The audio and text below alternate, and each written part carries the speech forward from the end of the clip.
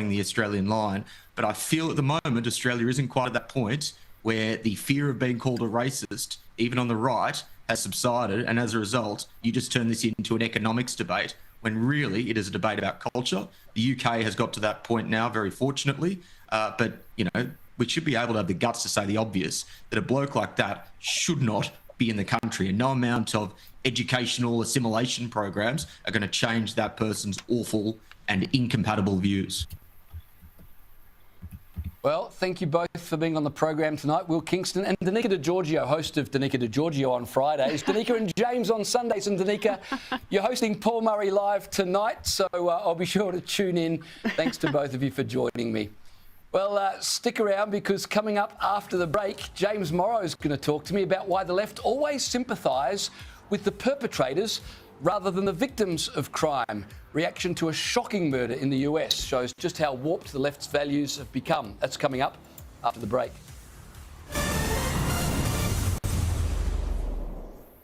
I try to be the most honest show on television. When I'm happy, you'll see it. When I'm angry, you'll see it. When there's good news, I'll tell you it. And when there are tough truths to discuss, we will get into all of that. This ad is for every politician in Australia. It's time to stop punishing Australians with massive power prices. It's time to stop taking farmers' land. Time to stop crushing Aussie businesses. It's time to put Australian families first. It's time to listen. It's time to dump net zero. Authorised by Matthew Sheehan, Advance Australia, Canberra. At Spotlight, create with Cricket Set. Save more on your cricket favourites with huge savings across the store. Cricket Maker 4 machine, $598. Plus spend $150 on cricket to receive a free hat press. All backed by our bargain guarantee. Sale starts tomorrow. At Spotlight, it's what you make it. I'm a Weet-Bix kid. He's one. Me too. And me. A Weet-Bix kid. Are you? Try Weet-Bix Bites. Bite-sized goodness.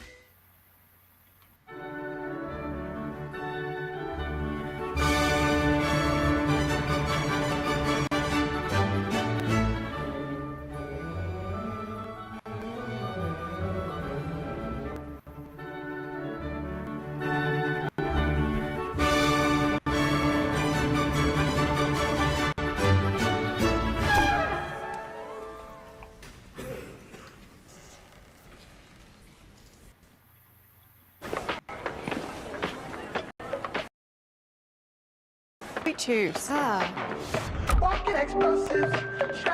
Gemini, my skin's dry but sticky from the heat. What here could help? Tough combo. I see some serums which hydrate without being too heavy. What did the Korean locals use? Essence is like a light serum that's popular here. Which one? Now this is legit.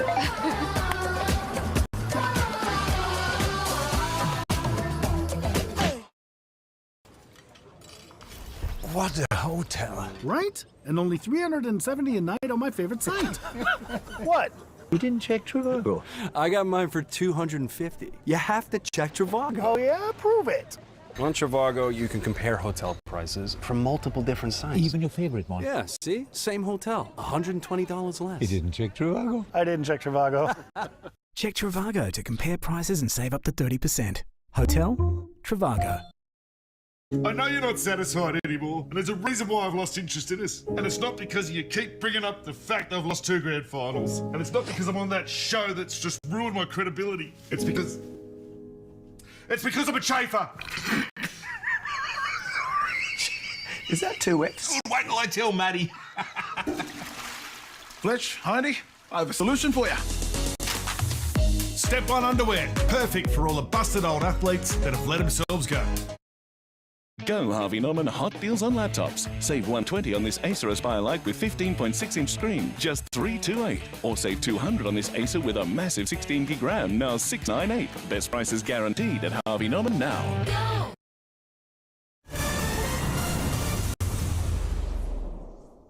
Welcome back to the program. What is it with the left and their insistence that criminals are victims? And a warning, this story is distressing. The most shocking example I've seen recently was the cold-blooded murder of a young woman in Charlotte stabbed to death on a train as she travelled home from work. Irina Zarutska was a 23-year-old refugee who moved to America to escape war in Ukraine. The vicious murder captured on CCTV.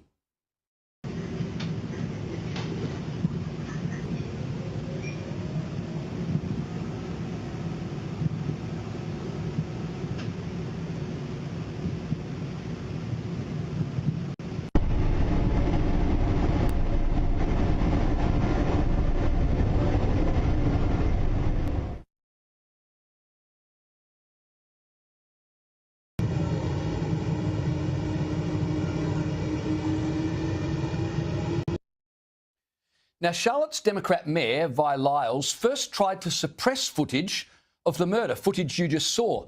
She even thanked media outlets for not showing it. She wrote on social media, "I want to thank our media partners and community members who've chosen not to repost or share the footage out of respect for the victim's family."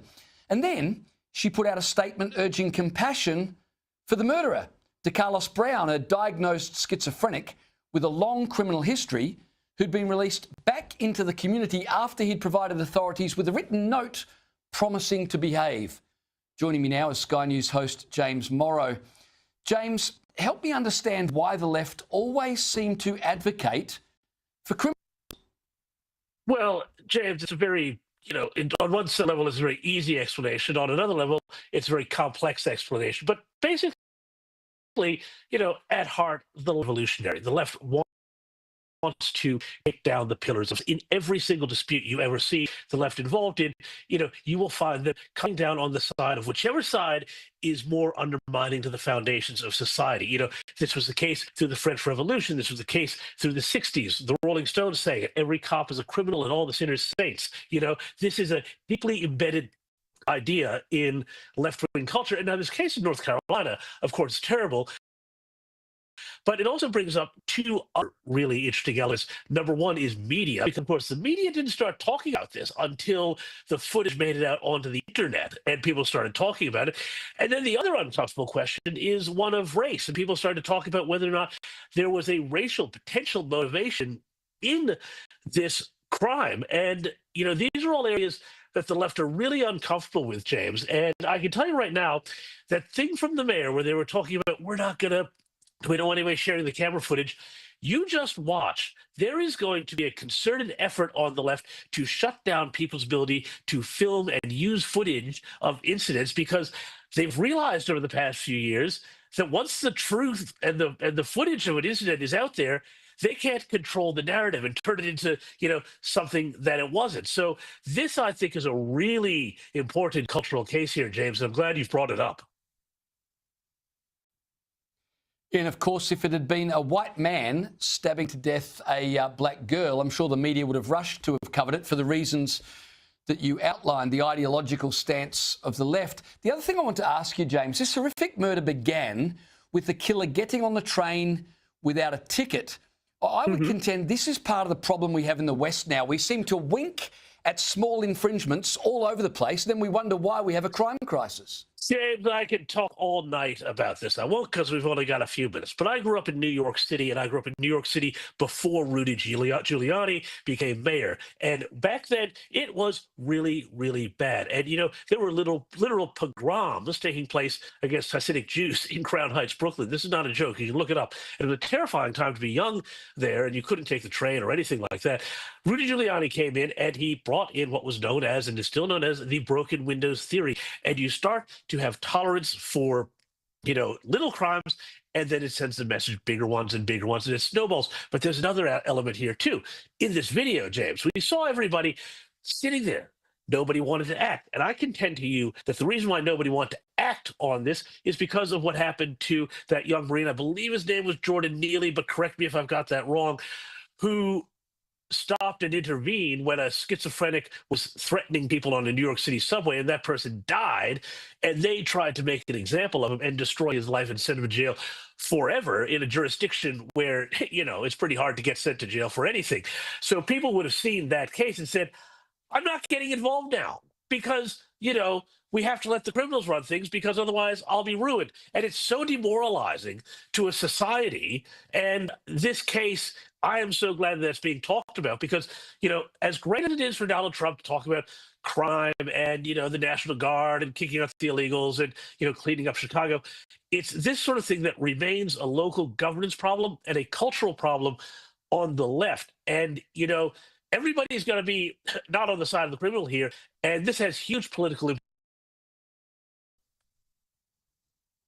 James, we've only got about 30 seconds left, but footage like that, suppressed by the authorities, it just undermines the public faith in all institutions, and then you just end up with chaos, right?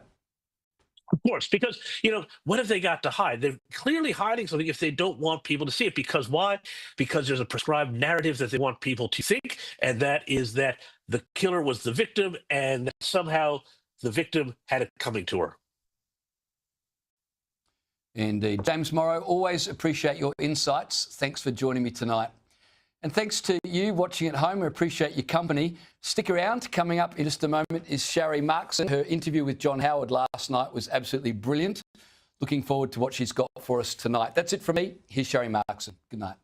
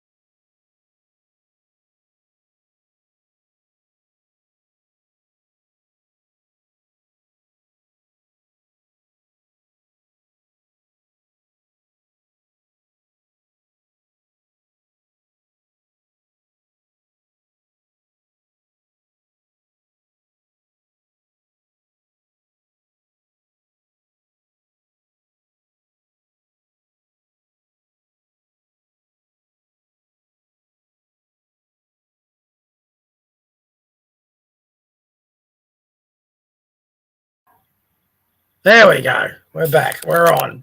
So when I win Lotto, I'll employ someone to run the podcast for me in the background so I can just focus on talking and presenting. Good evening, everyone. Hope you enjoyed that Sky News podcast. Good evening for both me and my sidekick down here, JJ. Say hello, JJ. No, he's not interested. He just likes to sit at my feet on these things. Here he is. Come on, get under. You going to get under? No, he doesn't know what he's doing. So welcome to another Eureka Conservative podcast. I hope you're all doing well. Firstly, no guest again this week. I keep trying, but no one wants to come on. I think a lot of people are quite content to type away on their keyboards on social media, but to put their face on it maybe is a bit intimidating. We've invited a bunch of people on, but so far maybe it could have been too late. We haven't got anyone on. So bear with me. You'll have to put up with me talking yet again. I'm not going to make any promises anymore. We'll work towards getting some guests on, and when they get on, we'll take it. Sorry, I just got something stuck on my screen here. Hopefully everyone's had a good week. There's plenty of news to go around. As usual, it's non-stop. But tonight, we're going to be concentrating on our latest policy development. Some people asked me once, well, how do you come up with these policies? Pretty straightforward, actually. Originally, it was just obvious issues. And then what might be the issue of the day, so for like tonight, the issue of the day, we simply come up with a policy to address it. So right now I live in Melbourne. So we had those two boys get hacked to death on the weekend. We had our Premier not say anything about it. Today she was trying to tell us that a machete ban has had an impact. This is less than 48 hours after two boys were hacked to death with machetes. I mean, the woman is an idiot. It's as simple as that. She's a dangerous idiot. And she's making our state and city much less safe. And anybody who lives in Melbourne or Victoria would know exactly what I'm talking about. And today, the only thing she was concerned about was this treaty nonsense, which we've already voted no to. So I just don't, between you and I know the Libs are bad. I would much prefer them to be much better. But they're not worse than the ALP. I mean, we've got to come to terms with that. I mean, if the only option we've got, which I think it will be, is the Libs or ALP, we've got to go with the Libs in the next state election. But the polls, bizarrely, are showing us that the ALP at the moment are on track. I think as it gets closer to the election, that may change. And I thought something that we'll discuss later that Brad Batten did today was good. There was other things he did was bad, but he couldn't be worse than Jacinta Allen on this bunch of imbeciles in the ALP. So anyway, tonight's policy's been inspired by her lack of action, and it's also been inspired by Donald Trump.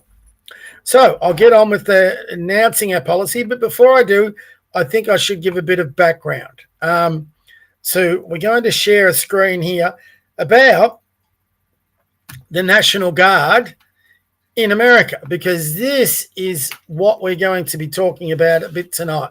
So for those who might have heard about the National Guard or might not have, in America, every state has a National Guard, and they amount over the 50 states to about 450,000 National Guard troops.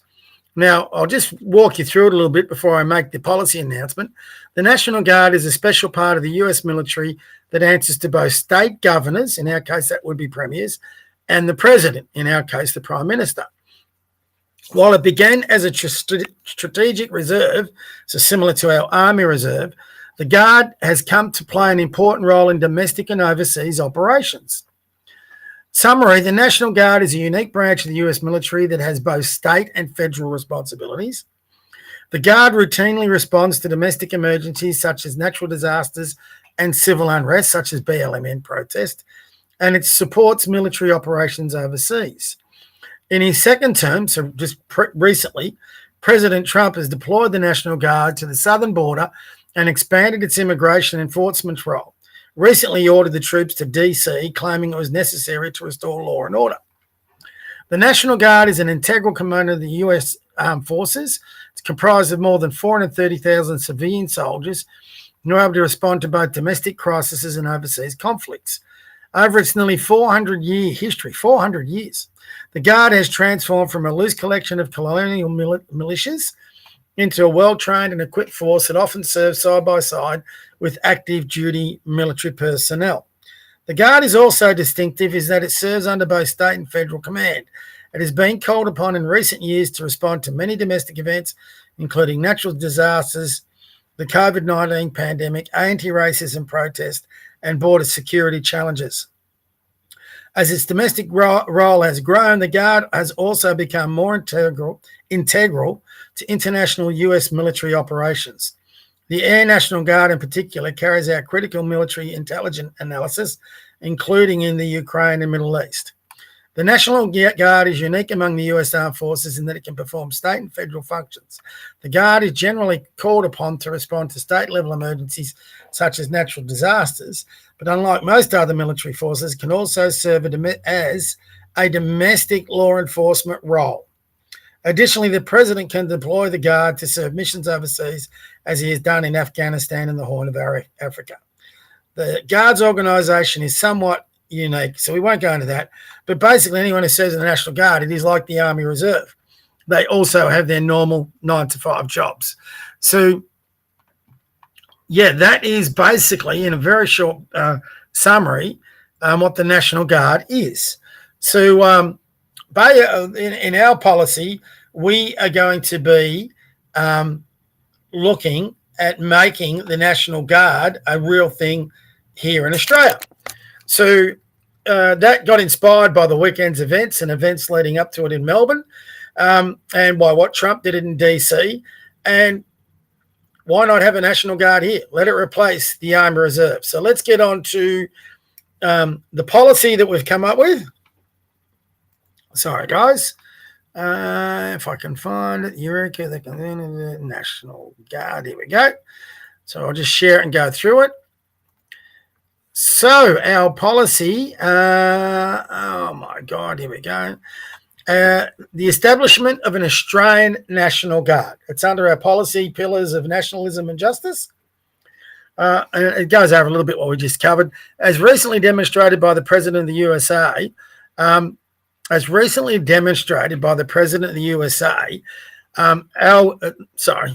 missed a part there. Sometimes spell check doesn't pick up everything, which it hasn't. And I'll be honest, I was rushing on this one. So, as recently demonstrated by the President of the USA, our country's leader can call on their National Guard in all sorts of scenarios. Most pertinently, President Trump is currently using the National Guard to crack down on crime in major cities. Another spelling error, my God. And I had Grammarly, the spell check, go through this. So, crim is obviously a word. This would be a relatively simple thing to achieve here by converting our Army Reserve into a National Guard. Each state needs to establish their own National Guard force. Those National Guard forces can be called upon by both state premiers and or the Prime Minister. The National Guard Corps. Oh God! Oh, sorry, everyone. I'll fix this later on once we're finished here tonight. The National Guard can be called on for military emergencies or policing issues. Oh my God, this is horrible. Each state would need to the policy is not horrible, my grammar and spelling is. Each state would need to put aside a certain percentage of their budget to establish their National Guard for their state, which would be matched dollar for dollar by the federal government. At the moment, a Prime Minister could call on National Guard troops to sort out the criminal issues, oh my God, in Melbourne, as Trump has done in Washington, D.C. So hopefully you can see through all my spelling and grammatical errors there. I'm to really apologise, everyone. That was horrible. And we can establish something similar in Australia. I certainly think it's something we need. People might say how we can afford it. If you go back through what we have put in the past, you'll see how we're talking about slashing half of our bureaucracy, a whole bunch of savings that you could make, and obviously getting the economy kicking so you can bring in more federal and state revenue. So there's ways and means you can make that work. Basically, cut out the rubbish, get rid of the bureaucracies we don't need, and you'd make savings hand over fist in this country, free up our business, free up our corporations, free up our exports, allow Australia to build a proper energy base, bring manufacturing back into Australia. There's a whole bunch of different things, reform our tax system. And you would find the coffers in both federal and state governments would be fine. And what we've got to do is cut back the costs, so cut back ridiculous bureaucracies and ridiculous departments that we just don't need in our lives, and you would make a saving, you'd make a killing, and put it into something like this that it could be legitimate. So, like I said, it basically would replace the Army Reserve, but in a far more professional and organised manner. And if anybody watched 7 News Spotlight program on the weekend, where they put forward the state of our armed forces if we were ever to go to war with China, a functional, professional National Reserve Force could be something we really need. We're about to spend, God knows what is it, 350 billion on subs? Well, if we can spend that much on subs, we can spend that much on an Army Reserve Corps. So that's what we can do, and because you can use it for domestic and international. So, for example, you could put the SES under this banner as well, the state emergency services, and unite them all under one banner and call it our National Guard. All right. So they would be responsible in floods, fires, a whole bunch of different things. Even a thing, they've tried to professionalize the CFA. Well, put them under this banner as well. So it's not necessarily a matter of removing everything, but consolidating, uniting things, and allowing young Australian people, anywhere between 20 and 50, to join a National Reserve, a National Guard, that can be called upon in times of crisis. And if people don't think Melbourne is not in crisis, well, you're just kidding yourself. I mean, 2 young teenage boys spent their last moments on this planet alone, dying from machete wounds, because of mistaken identity, apparently. That, for me, hit home a little bit because they were both basketballers. I'm a basketball coach. So I know, there's a lot of division in our country at the moment. And there was some horrible posts put up about those boys. I don't care what you think about people. No one deserves, especially teenage boys, to die in that manner. That just to be hacked to death by a gang of thugs, gang of cowardly thugs.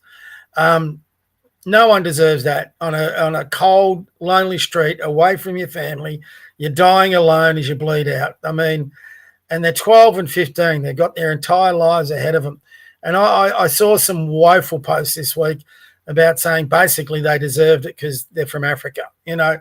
We have problems with our immigration, but if we lose our morality, our soul to that, we have lost our way as a country. So I hope the vast bulk, and I'm sure they are, from the response I've seen, the vast bulk of people are just as appalled about it as I am. And the problem with the Sudanese community, when it was first identified as a problem, so when Peter Dutton came out and started calling out, and I think Scott Morrison did as well, as the left always do, they labelled them as racist. Had instead we had said, we do have a problem in the Sudanese community. We do have a problem in the African community. How can we get them to assimilate? How can we, make them more Australian, make them understand what our culture's about? How can we get them away from this life of violence and crime? Had we put that in 5 years ago, 10 years ago, when this first got identified, those boys could be still walking alive today, going off to their next basketball training, productive members of society. There's plenty of, and I've coached a few of them, really good African kids from, African backgrounds, even born in Africa. They could be solid members of our society, but instead we turn a blind eye. You can't say they've got issues because that's racist, how dare you say, the Sudanese community has a lot of their kids running wild. Well, they do. That's just a fact. Same thing with some other communities as well. So you can't turn around and, for example, express concerns about our Muslim demographic because they openly state that they want to take over the country. Not all of them, but they want to take over the country and introduce Sharia law. The more radical ones, bring their problems to our shores like they did on Bondi Beach this week. So let's get a National Guard up.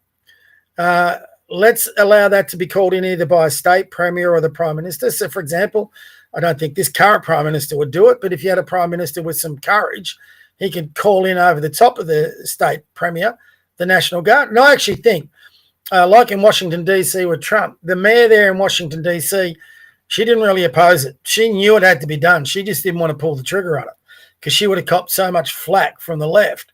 But now she can easily just blame Trump. Well, Trump doesn't care, and Trump's going to get all the political glory from being the man who stepped in and saved the state. He's already getting it, and now he's got other people in Chicago and down in LA and wherever there's an issue with crime in red states in America. They're all inviting openly, Trump, come on here, bring the National Guard in here. So there's a lot of political mileage to be taken up, and I think it's just something that's just a common sense approach to it. We need to establish an Australian National Guard. Just like I've said in a previous policy announcement, we need to establish a proper conservative Australian Republic. That'll get the conservative monarchist up in arms. I don't really care. So the reason, for example, that was, again, another glaring thing today, I make the argument for that, is Jacinta Allen announcing this ridiculous treaty. We just voted treaties down. We just voted a voice to Parliament down. Again, the politicians are great. They just want to divide our country. They just want to divide our community. I try my best to be not anti-immigrant. I'm very much anti-mass immigration.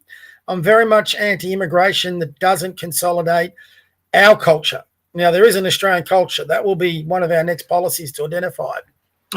Because it's already in one of our policies, which is the immigration freeze, and that is to identify an Australian culture. And Australian culture is pretty simple, and it was passed down by my parents, my grandparents, their parents, my grandparents arrived in Melbourne just before, on my mum's side, just before we became a federation, So they lived all the way through Australia, going from being a group of states into a nation. And, just the ability, and there's plenty of them who do this, to come here, be born here, whatever it is, to believe that Australia is a land of opportunity, to believe Australia that is built and based on Christian values, because it was, all right, to believe that even when society rejects you, as our convicts were rejected by England, they were sent over here because the justice system in England didn't want them in England, so they were sent over here on the First Fleet, and they made a go of it. And they believed in a fair go for the ordinary man and to make a better life for themselves and their families. A lot of people sneer at our convict heritage. Well, I think our convict heritage is one of the greatest things we've ever done. We had a bunch of people that were sent across the other side of the world, away from their homes, away from their families, away from their country of origin. They didn't have a choice, and they were sent to a land they had no idea about. It had animals they've never seen before. It had people they'd never seen before. They were sent here and changed. They're actually criminals, but they were given an opportunity to make a new life, and they took it. They put up with all the hardships that this country could throw at them, and they built a nation. That is nothing to be sneered at. That's amazing. That in itself is part of our culture. That when things are staring us down, we can get our heads down, our asses up, and we can make a go of things. That's part of being an Australian culture, and their Christian values had a lot to do with that. The fact that we built a nation out of nothing is something we should be proud of. The fact that we brought the best of the British Empire into Australia and built institutions out of that, in the way our constitution was, in the way our democracy works, in the way our legal profession works, in the way even our policing works. Our institutions were good until they got corrupted. Now, the potential for good is still there, but we've probably got to redress some of that. So wherever there's government, you're always going to have some corruption. You can't avoid that. So you've just got to make it as least corruptible as you possibly can.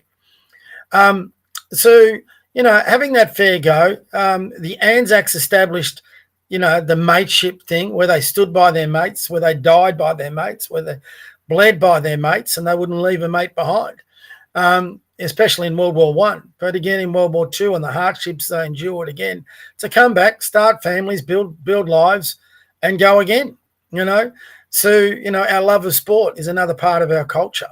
So a fair go, a love of our country, the love of mateship with your fellow Australians, the recognition that we're a Christian nation, not anything else. We are a Christian nation that will accommodate all others, but you've got to take on board and dedicate yourself to our country, our flag, our national flag that sits over in that corner. So let me get my thumb there. That one. All right. And this will annoy my libertarian friends, but I do agree that there should be a law against banning that flag simply because of what it represents. Some will argue that ban the burning of that flag, Some will argue that, well, that's against free speech. So burning a flag, since when's that been free speech? That's got nothing to do with speech. That's an action. It's not speech. And they'll all argue, well, there's different types of speech and blah, blah, blah. No, speech is whether the written word or the spoken word, and you making an argument, a debate, and a sensible argument debate that puts forward a sensible position that people can, comprehend and can, think about and come to terms with and make a position on. That's free speech. Destroying things is not free speech. The Quran, I wouldn't encourage anyone to burn the Quran. No one should burn the Bible. No one should burn any religious thing that could mean something to anyone. So, that flag is our flag. No other flag. Not the Indigenous flag, not the Torres Islanders flag, not the LGBT flag, in particular, not the Palestinian flag. That flag over there represents my parents, my grandparents. It represents all the people that fought and died for this country, that volunteered through fires, floods, disasters. It represents our police. It represents everything that is good about this country. And that English flag, people should study what the Union Jack represents, because that red cross down the middle, that's the cross of Christ, and that resonates for me in our flag. It's Christ looking over the country that sits under the Southern Cross. That's our flag, and we should be proud of it. It's a beautiful flag, looks good, but the messaging it's got there represents all of us, and that is something that our politicians on both sides of the aisle just can't comprehend. So, which brings me on to my next thing. Before I get off that, I'm going to be writing to both the only opposition we've got at the moment. If there's a new opposition comes forward, I'll happily write to them as well. But I'll be writing to the LNP, both at state and federal level. Bit disappointed. I was heartened by Brad Batten today. He went into Parliament and he took the fight up to Jacinta Allen, her ALP pricks, and he got kicked out of Parliament for doing it. Good on him. He needs to do more of it. He needs to take the fight to these bastards. So I was particularly pleased to see that.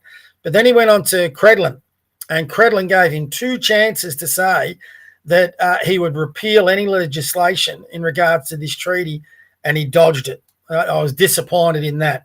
And then he had his shadow Indigenous minister do the same thing. So to me, that's just a simple vote winner. Just commit to repealing that treaty. Fight against it. You're not going to stop it because you don't have the numbers in either the upper house or the lower house. So that treaty will get through, but commit to repealing it. Personally, I just think that one election combined with a bit of stuff on crime will win the Victorian Liberals the next election. So get busy, Brad. And the other part they should be getting rid of is the net zero bullshit. Do those 3 things and you'll romp in the next state election. And federally, commit to cutting or freezing, preferably, like Al said, 10-year freeze on migration. Commit to that. Commit to getting rid of net zero, and federally you win. That's all. Dutton didn't win because he just wouldn't commit to either of them. Susan Lay's not going to commit to it. So they need to find her a leader, a Hasty, an Antic, a Canavan, a Jacinta Price, Michaela Cash, Angus Taylor. I don't care really who it is, but give us a Conservative leader who'll make a stand, draw a line in the sand, and pick a fight. That's what we need. We need someone who'll pick a fight and not be politically correct. So Brad Batten and his state party need to come out boldly and strongly against this treaty, as well as crime. Talking of Liberal politicians that need to come out, I'm sure a number of you have followed all the Jacinta Price and Alex Hort nonsense. Jacinta Price is a legend. She is a future leader, I think. Alex Hawke is a snake. He's a slimeball, gutless turd. And he's exactly the poison, the Malcolm Turnbull poison, that has been destroying the Liberal Party. And if they're not careful, they'll be destroyed entirely. And if they go down, it's their own bloody fault. So you've got him going around undermining Jacinta Price, and that's obviously at the behest of Susan Ley. She's the leader of the party. She could easily bring this all into line, and she should have a joint press conference with Jacinta Price and to stand by her. Or if she had some balls, which it's supposed to have, pardon the pun, make Jacinta Price apologise and still have a joint press conference. But instead, she sends out her goons, people like Alex Hawke, and then you've got Julian Lesser, apologising on her behalf to the Indian community.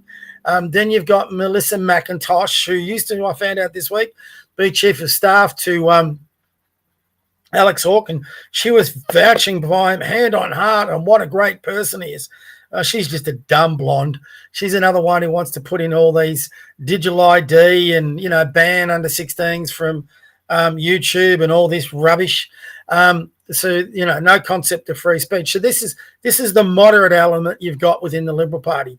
There are good conservatives. I actually think Brad Batten is a decent conservative inside, but I think he's being held back by the Croziers and the Southwicks of this world who are moderates. So he's trying to play a balancing act to remain leader. He should just back himself. In federally, I think we've got far more conservatives than what, they have at state level. And I think there's a fair bit of hope there. But I did put a post up that someone like an Andrew Hastie, and he's the only one really in the lower house. I don't think Angus Towler's there yet. But I think Hastie, everyone would go to him. I think if Hastie just bit the bullet and took on Lee and had a spill, I think, and came out with what he's been talking about. So he's been coming out against mass immigration. He's been coming out against net zero. He hasn't said anything against Jacinta Price. So he's the sort of person that we need leading his party. An ex-military guy, a young guy, unlike me, an attractive guy. He could be our version of JFK, except on the conservative side. So I think he has, and don't underestimate the fact that you need a person that can resonate with the public, that is attractive to the public, and shows a lot of promise and youth to the public as well. So, Barack Obama did nothing but got 2 turns because he had those attributes. So I think Alex Hastie would definitely tick that box. And I think he can draw a lot of really good conservatives together. So my hope is that's the way they go, and that's something I'll be writing to them about in the next week or so. So, it's just the Liberal Party, they just make you want to scratch your head. Or we're all screaming out for a valid opposition against this ALP lot.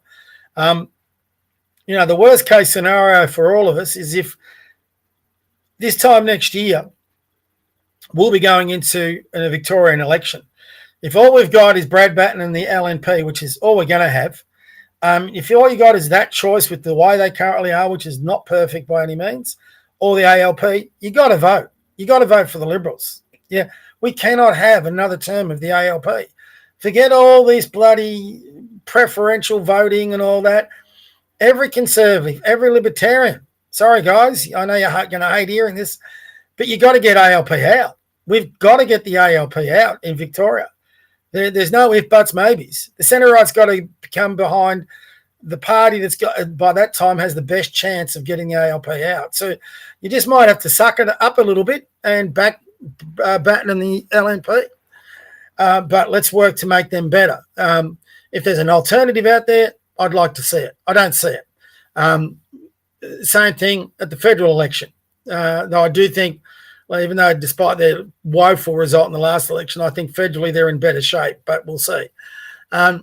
Which brings me to the next subject, which might be a little unpopular in what I'm about to say, but I've been following closely these marches. If you'd followed my episode last week, you'd know I wasn't a fan of the marches on August 31st because of the NSN participation in it. And that after the march, that came out well and truly. So I don't like being right in that instance. I wish I'd been wrong. But clearly the people running that have NSN sympathies. And let's stop calling them the NSN, the neo-Nazis. So they had neo-Nazi sympathies, white Australia policies only, just wankers. At the end of the day, they're just wankers. Now, I'm as big on supporting our heritage and our history and maintaining our culture and our connections with the Anglo-Saxons, if you want to call it that. But I'm not against immigration either. It's got to be balanced. It's got to be in the right numbers. And it's got to be something that doesn't cause division. So, like I said before, we're a Christian country. I am what they call a Christian nationalist, not a nationalist socialist.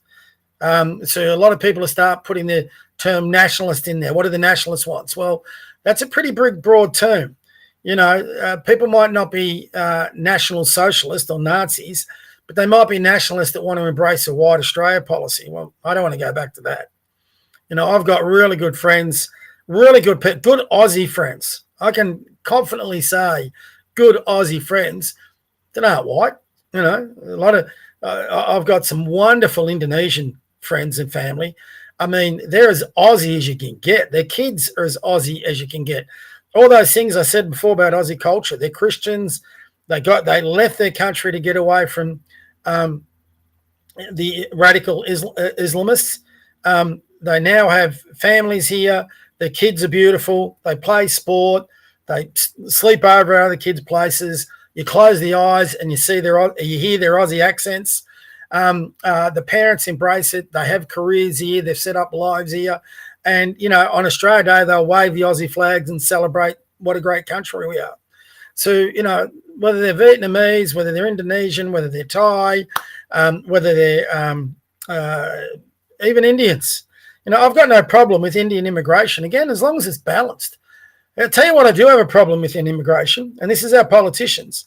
I have a problem when our politicians put one part of our demographic above the other. I have a problem when, which we'll get into a little bit later, like I said, Julie and Lisa crawls up to an Indian thing and kisses their ass to say, I'd like more Indians in my community.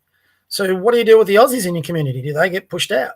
Or you have Mark Speckman, who has a big meeting with the Indian community, they've turned this whole Jacinta pricing, they've just blown it out of all proportion. And you had Chris Minns doing the same thing. So, you've got all these, and last week, Jacinta Allen tries to turn Dan Andrews going to China into this thing against the Chinese. That was your boy. That was your toy boy that went to China.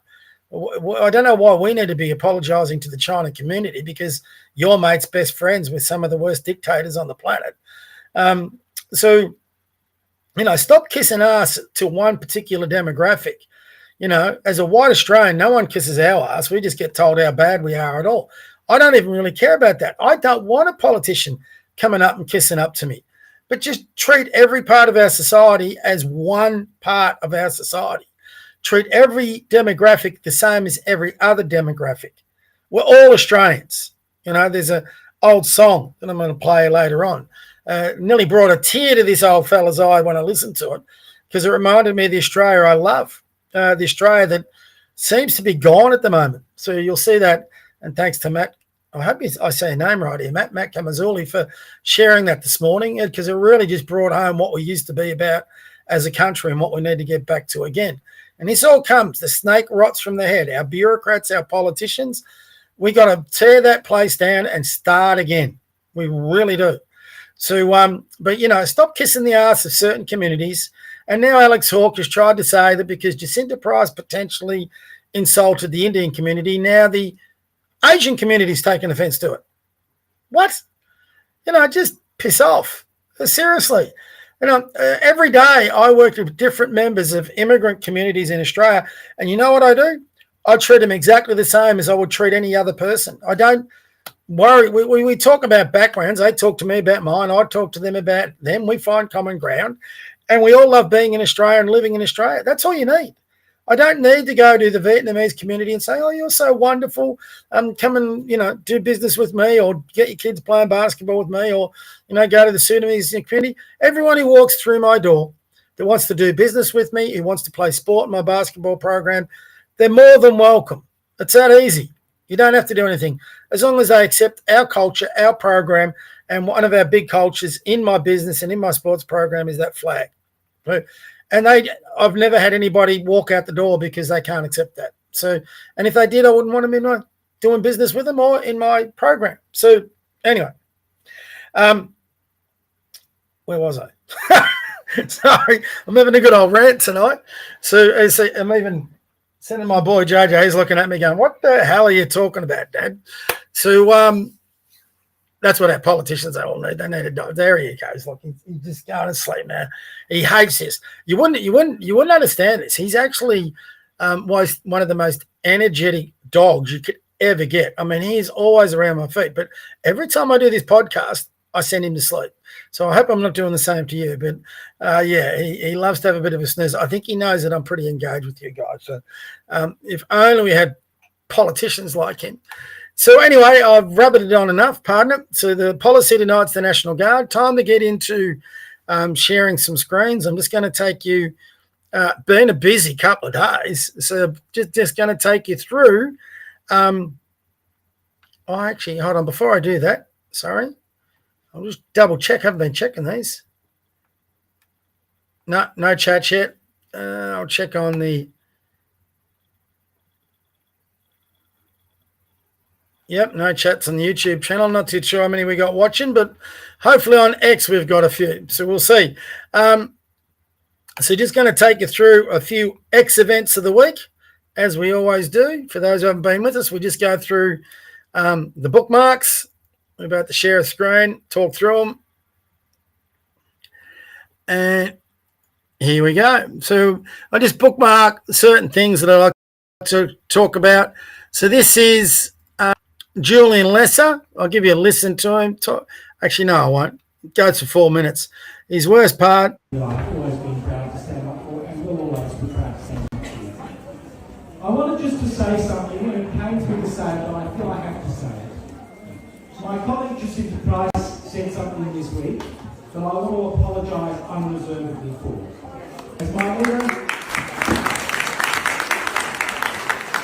As my leader Susan Lee said, she was wrong to say it, and she has walked back those remarks, and I'm pleased that she has.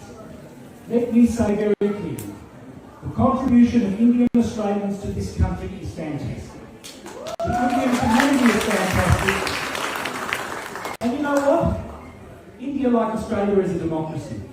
There are Indians that vote Labor, there are Indians that vote Liberal, there are Indians that vote Green. I think I'll stop it there because I'm just sick of the kiss-assing already. So that was from last week. So I'll get rid of her. That's our Nazi Beck, as they called her, Beck Freedom. I think Beck Nazi is a bit more appropriate. We had that last week. Get rid of that. Oh, God, I've got a few that I haven't removed. Sorry, guys. Bear with me. I don't know what goes on here, man. Yeah, I think I am. Okay, there's this from Matthew Kamanzuli. I'll get that right, Matt. I'll repost it just so you can get onto my feed. This is worth a listen. Sources say Alex Hawke and his allies lobbied councillors in the Hills Shire nationalists and was seen at organisation events with senior Indian ministers. Just trying to find a spot on Alex Hawke. There we go. And state government and this explains a lot about Hawke's stance this week. So we started looking for patterns of the organisation's influence in Australia, and it led us here to the northwest of Sydney, the Hills Shire, which is also the federal electorate of Mitchell, held by Alex Hawke. Ah, really? It's great to be here with the Hindu Council of Australia. We've discovered one of Alex Hawke's closest deputies, Rahul Jethi, is a founding member of the Overseas Friends of the BJP in Australia. He's seen here chanting a slogan co-opted by Hindu nationalists and was seen at organisation events with senior Indian ministers this year. He also holds a powerful position in Alex Hawke's seat, supervising his branches. Sources say Alex Hawke and his allies lobbied councillors in the Hills Shire to get Rahul Jethi's wife Reena the position of Deputy Mayor in 2019.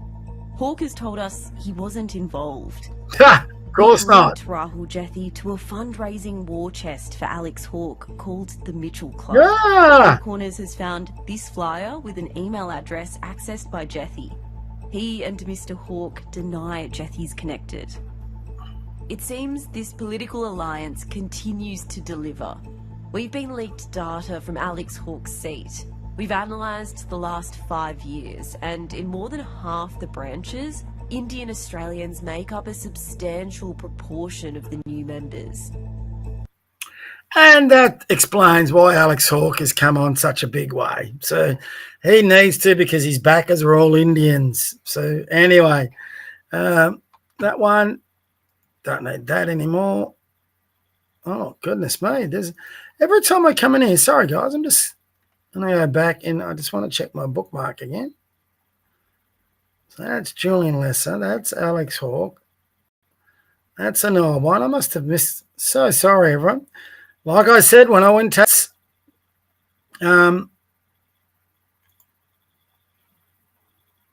okay, here we go. Hopefully. This was just a nice meme that someone... considering Alex Hawke and Julian Lesser are both Malcolm Turnbull acolytes, he's still got his people inside the Liberal Party. And this man just wants to destroy it. He's well on the way, unless the Conservatives start getting back in charge of that program. That's one of our Nazi friends. Can get rid of him. Oh my God, I thought I'd removed half of these. Oh my God, these are going back for it. What? So it must be when I share. This is quite interesting. When I share this screen with you guys, it actually makes my bookmarks go into all funny date orders, because I was clearing this out before and it wasn't. So you just have to bear with me. If you haven't watched the Lozzie B, she's good. She's a good follow, #1. So love the name, Truth Fairy 131. Give her a follow. And she's highlighted here. I watched this the other night. This is the latest 7 News Spotlight program. With last 12 hours, Australians' disturbing ballistic missile gap. If you want to get a bit of, as Lozzie says, our government has put our nation's security at risk and Australians in danger. If we come under attack, we would last only 12 hours. The government has failed in every way possible. We're not safe in our homes, in our communities, and we now have no national security. The government has also destroyed our relationship with our biggest ally. This has to be intentional. Surely no government is this incompetent. I actually think they could be that incompetent, but it's a valid thing. It's well worth the watch. It's frightening, actually, how exposed we are. One of my best mates, John, right? Not. So I'll keep going through. This lady, I like her, Nicole Warner, in the Liberal Party. She gets up. She has a real go. Oh, my God. I thought I had a few more of these. I thought I'd cleared all these out. I'll keep going, guys. Now, listen to these kids. You got to watch this whole clip. Remember that guy riding the horse on the weekend on the beach on Bond Road? Educate yourself. Educate yourself. Like that, wearing uniform, wearing picture content. Educate yourself. Educate. You're a little kid. Have some respect. Yeah. Educate yourself. Do not speak like this. Educate yourself. All right, learn how to talk. Yeah, and where is his mum? Wait, his mum's where she needs to be. Fuck off. Excuse me? No, defend yourself for what? Was I talking to you? Go, I know. Was I talking to you? Was I talking to you? You're fucking weirdo. Was I talking to you? Yeah, fire right here. I feel bad for your horse. In your face. I feel bad for your horse. I feel bad for your parents. Oh my God. Yeah, cry about it. Here, on your face. Go Here. for yourself. Here. You happy now? Those boys need to be found and they need to be given a medal. There's so many things on there. First, what sort of heroes are these Palestinian guys, protesters, that they have to isolate kids to have a crack at them? Go educate yourself, show some respect. These are the same bastards that burn our flag every weekend. And he's talking about wanting respect. These are the same people that spit on people every weekend and they want some respect. The old saying, you give out respect, you get it. Good, well done to these boys. And who was that silly, silly woman that was lecturing those boys about respect? Well done to that, the wingman of that kid who came in. Well, his mum knows where he is, so F off. If I knew those kids, I'd be giving them a medal. I'd be shouting at McDonald's. I'd be doing something to acknowledge their efforts. And then the fact they wound them up. And his comment about the horse, I feel bad for your horse. It was spot on. Pity we don't have politicians that can be a bit like that. Anyway, so that was well worth it. I have shared that, but I'll repost it again. Sorry, guys. I'm just trying to... good memory. Mass immigration is an act of war. Where are we? Sorry, guys. Here we go. This woman here, what's her name? Patricia Carvelis. I just cannot stand this woman. She is a Marxist who pretends to be a journalist on the ABC. She created a lot of this issue with Jacinta Price, and she brings on some random Indian restaurant owner and just have a listen to him. Why does an apology need to be issued? She's walked back some of the statements. Why is an apology important right now? Do you think that you don't say sorry to your child if you do something wrong? So are you telling me that we in Australia don't live as a family? And there are three principles that people opt Australia for living. One is the multiculturalism, second is fair go, and third is equality. And if someone in public life thinks that that's not the case, I'm sadly, that person certainly, if does not deserve any place in Australia, certainly does not have any space in a public life. Have you reached out to Susan Lee? Why should I reach out to her? Do you think she should apologise on behalf of Jacinta Nampijinpa-Price? It's a collective effort of the party, but first the person making the comments should apologize, then we will think who else needs to apologize. But that's not what Australia stands for. That's not the reason people come here. I want to thank you for coming on the program. I really appreciate it. Why does an apology... If I met that guy down the street, I would have 2 words for him, and they would be fuck off. I mean, seriously, who does he think he is to come and, like I said, I'm pro-immigrant, but who is he? A person obviously of origins from another country, because he can't even speak our language properly. You know, if you're going to come to this country, go to a few courses and learn how to speak English properly. Sorry, might sound a bit racist. I don't particularly give a shit. I've got no problem with people coming to this country, but learn our language, learn our culture, and don't dare think you can come over here and say someone doesn't belong in this country who was born in this country, especially an Indigenous woman who's proud of our country and is speaking out on its behalf and its citizens' behalf. This sort of shit is what creates division. And don't tell me that Patricia Karvelas, there's no doubt this guy is an ALP member. They've done a bit of a ring round and say, have you got the token Indian guy who'll come in and bag Jacinta Price and the Liberal Party? That's who they've got on show. And he's lecturing us on about what our country should be. This prick wouldn't have the first idea about our culture, what our country's history and what it should be. You know, I bet you he could answer a bunch about the Indian culture. All right, but here he is coming in. You know, number one, I'll tell you where, as an Australian born and bred with roots back to before Federation, I'll tell you the biggest disaster in this country, multiculturalism. Shove your Indian bloody views up your rear end where the sun don't shine, all right, and start thinking about what's best for Australia and Australians. And if you're an Australian Indian, not an Indian Australian, start behaving like one. And if you can't handle that, it's not Jacinta Price that gets out of this country. It's your ugly little ass. So, you know, piss off. And Patricia, go join him. Sorry, good rant. Got a few others. I'll have to sort this out later on. Oh, here's our Premier. So this is her answer. So we've just had 2 police officers murdered. We've had 2 boys hacked to death. We had another one get assassinated, an adult in the city today. We've got deaths, burglaries, car theft, everything going on. Crime is off the charts. On Sky News, can't remember the program today, could be Andrew Clennell, our theft of cars for insurance companies gone up 59% in Victoria, in Melbourne, 59%. And this is the priority of our stupid bitch Premier.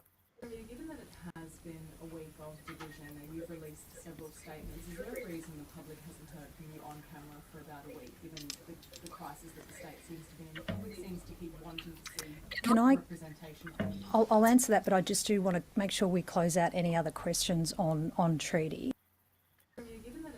So her priority, which should be crime, her priority is this stupid bloody treaty. It's not the crime. It's not the people who are suffering. It's not the people who are dying. It's not the people who are being having their goods stolen. It's not people having their car stolen. It's not people having their businesses firebombed. It's got nothing to do with that. It's treaty. You know, everyone's affected by this crime, you know, whether it's through the rates you're paying for insurance, whether it's someone you know who's been a victim. Everyone in this state will be affected by this crime wave happening in Melbourne. How many people? I think it's 65,000 people who claim Indigenous heritage in Victoria, and I would say half those are questionable. So God knows there's 6 million other Victorians that are having issues through crime and this silly woman's policies, you know, and all she wants to talk about is treaty. She doesn't want to talk about any other stuff because she can't talk about it. You know, she talked about today how her machete ban is having an impact. Go tell that to the families who've just lost 2 young boys. You know, what a bitch, just a bitch. So I'm just trying to cover off anything else I might have had here today. Oh, here we go. This is the Indian thing again.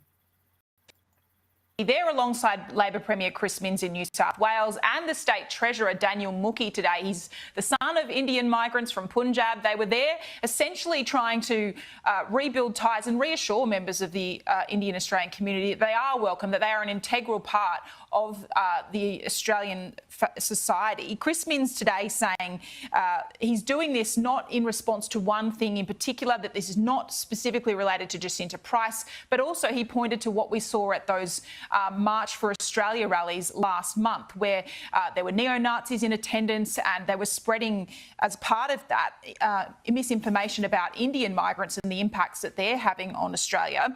Chris Minns today rebutting some of these arguments. He didn't mention Jacinta Price by name, but he explicitly rebuts that central claim she made about them voting for Labor.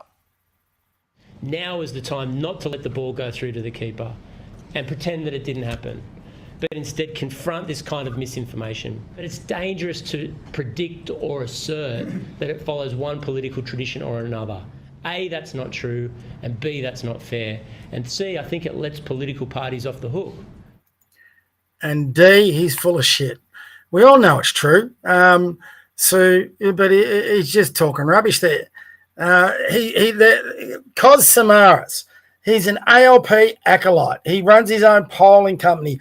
All his polling is slanted towards the ALP. He acknowledges that 85% of the Indian community vote ALP. You know, so they're all full of shit. So is he saying Cos is wrong and he's right?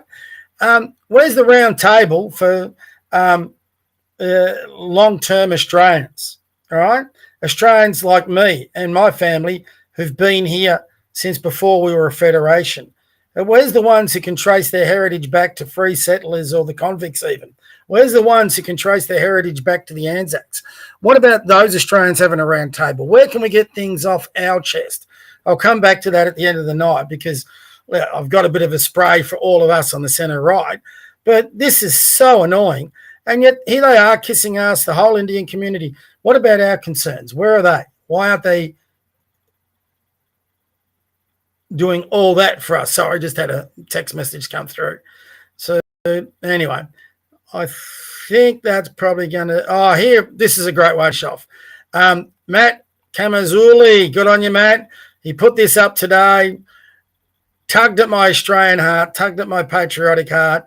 This takes me back to the day when we all used to have a bit of pride in our country. It's sadly dissipating. Have a listen, and this would be a great way to finish off the night.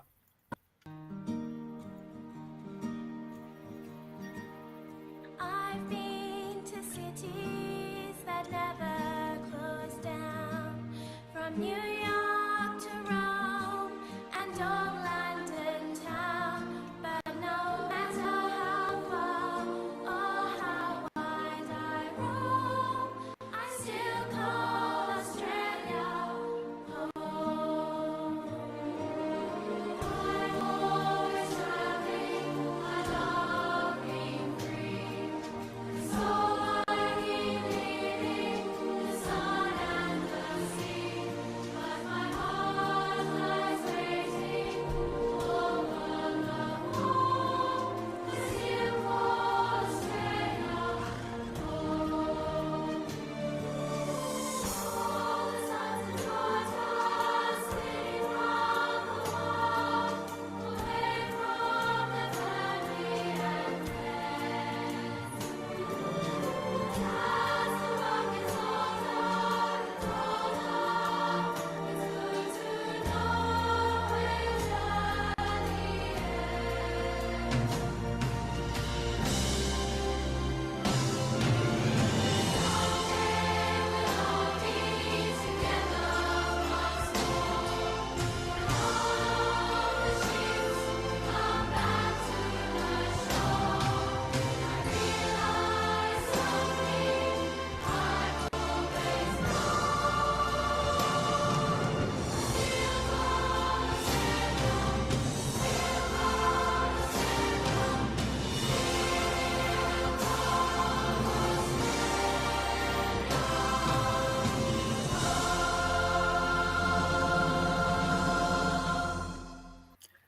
Yeah, good way to finish with that. Before I have my one last thing, I don't stop screening, and here I come. You know, they were great times back when they used to make those ads. We had no problem standing in front of our flag. We had a managed immigration system. Australia was Australia for Australians. We had an economy that was just humming along. We had zero debt federally, at least. Victoria was being turned around by Kennett. It was just a great time to be an Australian. And I'd lived through the 80s and 90s, greatest years of my life, great time to be an Australian. You could walk through the city with no dramas. You could get public transport with no dramas. You could walk home, and your kids could walk home after a sporting event with no dramas. You know, I mean, we used to ride bikes down the street, no problems at all.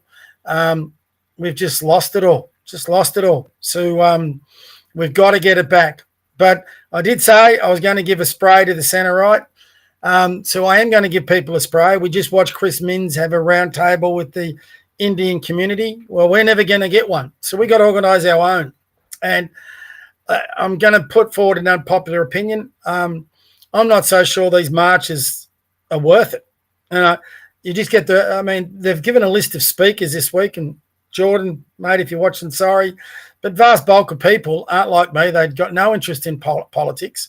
They're just working 9 to 5. And the speakers they've lined up this week, they're all nobodies. Sorry, Jordan. You're not a nobody, but you know what I mean. I mean, 5 minutes after they're spoken, no one will remember it. I mean, we've got no one to rally around. And the reason I say that, you compare what we're doing here on the 13th and then compare it to Tommy Robinson in the UK and what he's bringing forth. We need, unfortunately, these marches are being arranged and organised and dictated by people with agendas. So last week it was the NSN. This weekend it's, from what I can understand, it's the Freedom lot. And look, they did a great job during COVID. I'm right with them on a lot of the things, but the people they're bringing up are just they're reruns. They're not people who are outside, maybe Jordan, who was serious about going into politics. I don't think any of the others are. I could be wrong. But we need someone there and here's the blunt truth, and this is even for Jordan, I'm sorry. We need someone up on that stage that people can rally behind, that people can resonate with. You need a Jacinta Price. You need an Alex Antic. You need a Hasty, Matt Canavan, or Bob Catter. You need these sorts of people up on that one who we know will go and fight for us. Brad Batten's missing a golden opportunity, and I'm just wondering whether the organisers have actually reached out to him. He might say no, and maybe they have. I don't know. But, it would just seem like to be in a pissing contest between who can get the biggest march. It's just, they're getting people out for the wrong reasons. And unless you're bringing people out to bring about change, what's the point? We can get 50,000 out there, but if we're not going to change government, we're still stuck in the same twilight zone, Groundhog Day, where we're just going through the same bullshit every week. And one thing I'm trying to do through this podcast and the policies we're announcing is to really target where we get change from. And whether you like it or not, currently in our country, you got two choices at change. And the second choice for me is not on. Then that's like civil unrest, revolution, all that. Just let's not even think about that. So that leaves through the politics. You've got to get people on your side of politics. You've got to convert them. And part of that politics has got to be compromise. I put out last week a radical option of recruiting David Limbrick to be the leader of the Liberal Party. I don't think that's as radical as it sounds. David would have to compromise some of his agenda. The Liberals would have to compromise some of theirs. But all of a sudden, you'd have a party that's been led by a man of immense integrity. I don't agree, for example, with a lot of what David, not a lot, I should say. There's some parts I disagree with David's ideology, but a lot of it I agree with, a lot. And I think he would be a great man to recruit from outside the Liberal Party tent to lead the Liberal Party and become our next premier. A decent, ethical, moralistic man who's got the best intent for our state and its people. That's all we want. Someone will fight for us, not fight for the normal politics. So I hope Brad Batten can get there. If not, There's no one else, and I don't think their group that can do this. But their political careers and agendas and all that sort of shit will take over. So, but last week I tried to organise an event down the Sandringham Hotel. We sent out, and I'll be honest, this was disappointing. We sent out messages to every single follower. Now I've nearly got 10,000 followers. We put notices up for it leading a month in, and there was 3 people there, me, myself, and I. So I enjoyed a magnificent Palmer and a pot. Great pub. Fantastic. So shout out to the Hobsons in Sandringham. It may or may not be there from October. He's got some issues there with his landlord. But, if we're on the centre right, want to get some change happening, we have to become more organised. We've got to become like the left is organised, the radical left. They'll meet. They'll get their little Marxists in universities and trade hall, and they'll have their printing machines putting up flyers everywhere, and they will organise. You see them on their X and probably on Telegram and all that. We're nowhere near that. And just marching up and down the street, God bless everyone who does it. God bless everyone who goes and marches and waves the Aussie flag and has some pride in it. But what happens after that? What happens the day after that? I'll tell you what happens the day after that. We'll all start pushing our own agenda, our own ideology. We'll all start pushing our own candidates. We'll go into every election like we've done for about 8 years now, maybe longer. And we'll all vote for some random different party with, 30% voting for the LNP, and Labor will walk in again. That's what will happen. Happens all the time. So unless we can get united on the right, on the centre right, and that doesn't include the Nazis, and come up with a solid policy platform, which is what we're trying to put in place. Some people have called me nuts, but, at least unlike these marches, I'm putting forward real policy that I think can be embraced by so many on the centre right. And, we'll go through that next week, actually. I'm going to dedicate a fair bit of the episode next week to going through what we've already put up with a lot more. But I'd love to get more people involved. For example, on the economic side, I'm not great on that. I struggle to get my books done for the tax man. So, if we had an accountant or someone with a real economic background, someone, for example, in Bitcoin, I'd love to get them come on board and really come up with some policy we can put towards this policy platform that we're developing. If we've got someone who's on the legal side, well, what sort of reforms do we need in our legal institutions? We certainly need a bit in regards to our bail laws and our sentencing. That is for sure. We've also got to find a way where it becomes far more affordable for the normal man off the street, as opposed to, well, I've been through the courts a couple of times, and bluntly, it's a rich man's game. If you don't have the money, you won't win in court. It's as simple as that. So there's lots of places we can make our country better. Our education system is another one. We've really got to get that. And I mean, right now with this treaty nonsense in Victoria, all our kids are going to get indoctrinated about, Indigenous history and how bad we are. No, that flag, like I said, that's where we should be proud of that. We should be proud of our history.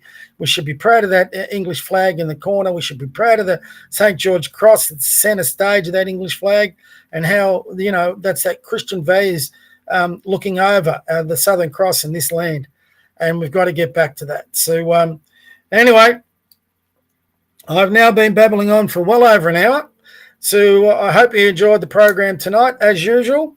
I've lost him. Well, I'll show you where my boy is, JJ. Can we get there? He is.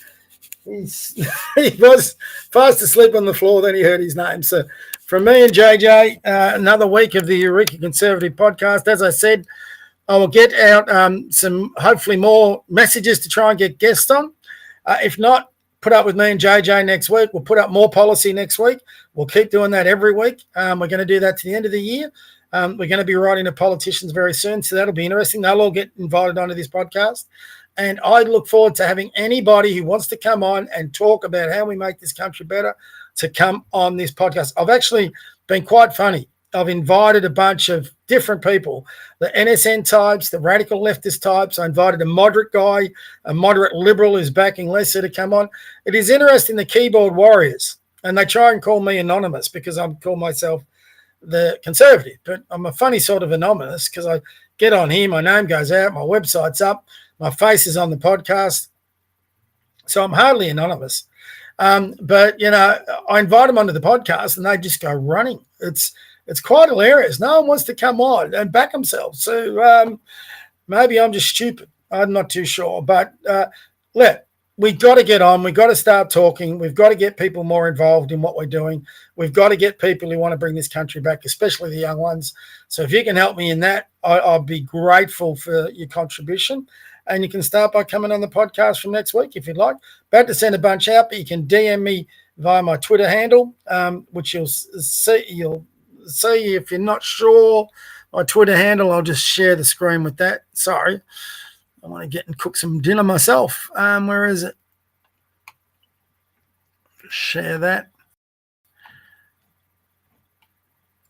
I've got to figure out this these bookmarks. They're annoying. So let's go. So here's my Twitter handle just here at THECO capital CONSERVATI. So it's pretty much the conservative, but that was already taken. So it's the conservative 19. That was the year I started. I'm pretty sure. I could be wrong. June 2021. We're nearly at 10,000. Spread the word so we get to that 10,000 mark. I don't usually care about that, but now that I'm getting close to 10,000, it's kind of cool. So, yeah. Anyway, that's me. DM me. Get in board. Jump on board with what we're trying to do here, or what I'm trying to do. And I would love to get more people, conservative, like-minded people. You don't necessarily have to be a conservative.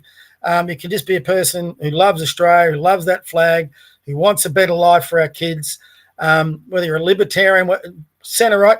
Even if you're from the left, I would love to get an NSN type on here, someone from the left. I would love to get them to come on, but they won't have the balls to do it and have that debate with me. I would really enjoy that. So, and I think all of you at home would really enjoy it. So I don't think they've got a leg to stand on because they've got zero common sense. You know, so, but anyway, who knows? But if you're like-minded, or if you've just got an interest in what centre-right politics is, or conservative politics might be, or how we can bring those on the right together, I'd love to chat to you. Let's do something a bit more than marching. Every week we're going to do this. Every week we're going to add policy. Every week we're going to try and lobby our politicians. And every month we're going to try and organise an event. And hopefully the next one will be more successful than the last one, because I don't really want to be alone or sitting in a pub having a Palmer pot. The beer, by the way, at the Hobsons, oh my God. If you live in Sandringham in Melbourne, go before, because it may shut in October, so there's not long to go. But if you ever want to enjoy a great beer, go to the Hobsons. Oh my God, Melrose Street in Sandringham. The beer there is incredible. I had 2 schooners last week, shouldn't have done that. But my goodness, the first one went down so well, I had to have a second one. And the food was good too. So just a shout out to Andrew at the Hobsons in Sandringham. Get on down there and give a local business a bit of support. So from me, I'll give you another look at him. Where is he? There he is. He's coming to say goodnight. Say goodnight. Say goodnight. He wants a WALK, but I'm not taking him for a WALK this time of night. Not in Melbourne. So good night, everyone. God bless. God bless this country. God bless this state. God bless this city. I'll keep saying God bless. Being a Christian myself, we need all the help we can get. All right. So looking forward to chat to everyone next Wednesday. We've got no comments. So just one last thing I'll check. Yep. No comments on the YouTube as well. So talk to everyone next Tuesday. We've got about 100 viewers this week, which is nice. So we'll talk to everyone next week on the Eureka Conservative Podcast. Good night, all.